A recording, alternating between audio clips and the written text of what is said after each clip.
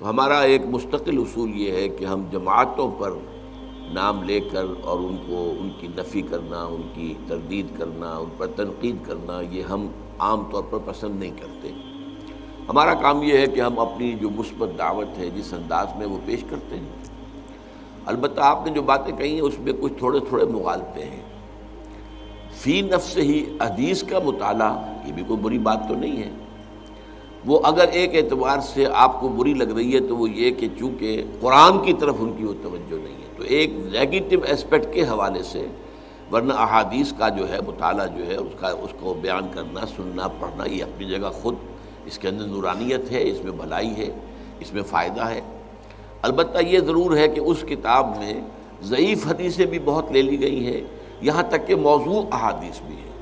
یہ اصل میں یہ کہ نیکی کی ترغیب دینے کے لیے کسی زمانے میں لوگوں نے جھوٹی حدیثیں بھی گڑھی تھیں، محدثین نے اس کی پورا تجزیہ کیا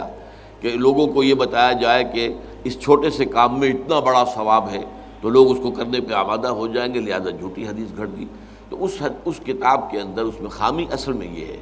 حدیث فی نفسہ ہی، اور حدیث اگر صحیح ہے اور مستند ہے تو وہ تو نورانی ہے ہمارے لیے۔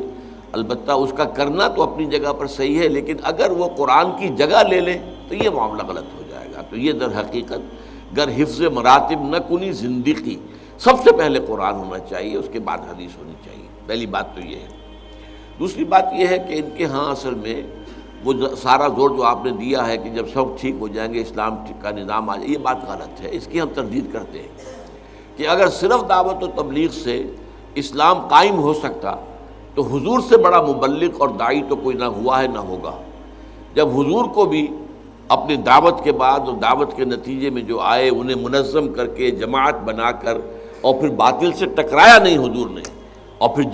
جنگوں کی نوبت نہیں آئی، اور جبکہ ان لوگوں کو بھی یقاتلون فی سبیل اللہ فیقتلون ویقتلون اس مرحلے سے نہیں گزرے، قتل کرتے بھی ہیں، قتل ہوتے بھی ہیں۔ غزوہ بدر میں 70 جو ہیں قرشی مارے گئے اور 14 صحابہ جو ہیں شہید ہوئے۔ غزوہ احد میں 70 جو ہیں صحابہ شہید ہو گئے۔ تو اس طریقے سے یہ تو ہوا ہے،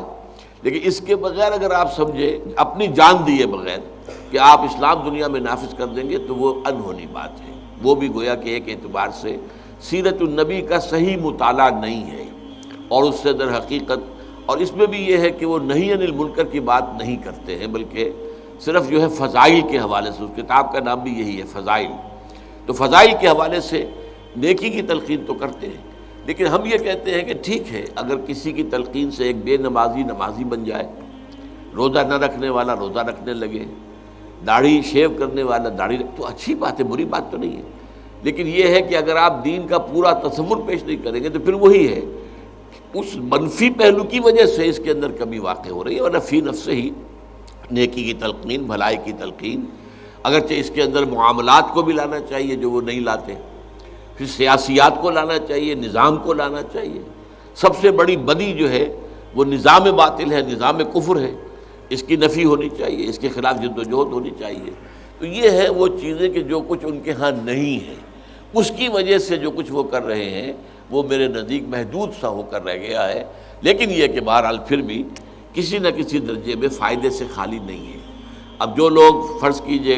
کہ ٹیلی ویژن پر بیٹھے رہے اور گھنٹوں لگا دیں، اب وہ اگر مسجدوں میں بیٹھتے ہیں اور وہاں پر جا کر جو ہے جو ذکر کرتے ہیں یا کچھ اور کرتے ہیں، رات کو مسجد میں سوتے ہیں اور صبح کو جو ہے تہجد کے وقت سب جاگتے ہیں، تہجد پڑھتے ہیں، تو یہ کام بہرحال نیکی کے ہیں، اچھے ہیں، تو ہم ان کی اس طریقے سے مطلق جو ہے مخالفت اور تنقید نہیں کرتے۔